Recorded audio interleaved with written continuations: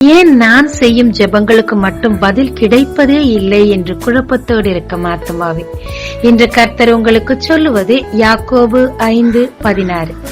நீதிமான் செய்யும் ஊக்கமான வேண்டுதல் மிகவும் பலனுள்ளதாய் இருக்கிறது. மார்க் 10:46 பர்த்திமேயு என்ற ஒரு குருடன் இருந்தான். அவன் வழியாக இயேசு ஒரு நாள் கடந்து வந்தார்.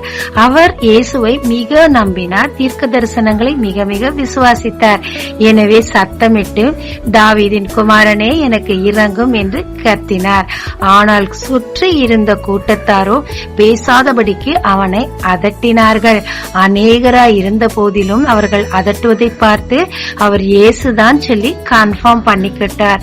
முழு பெரனையும் முழு விசுவாசத்தையும் ஒன்று திரட்டி கொண்டு மிக ஊக்கமாய் தன் மனதை ஒருமுகப்படுத்தி முந்திலும் அதிகமாக சத்தமிட்டு கத்தி, தாவீதின் குமாரனே எனக்கு இறங்கும் என்று கூப்பிட்டார். கர்த்தரும் அவர் விசுவாசத்தை மெச்சிக்கொண்டு அவருக்கு சுகத்தையும் கொடுத்தார். கிரியை இல்லாத விசுவாசம் செத்ததா இருக்கும் என்று வேதம் சொல்லுகிறது.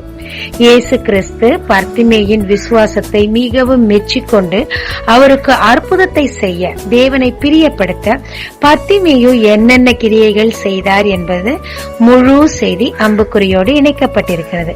அதை கேட்டு ஆசீர்வாதத்தை அனுபவித்து மற்றவங்களுக்கும் ஷேர் பண்ணுங்க. இந்த செய்தி உங்களுக்கு பிரயோஜனமா இருந்தால் லைக்கும் போடுங்க.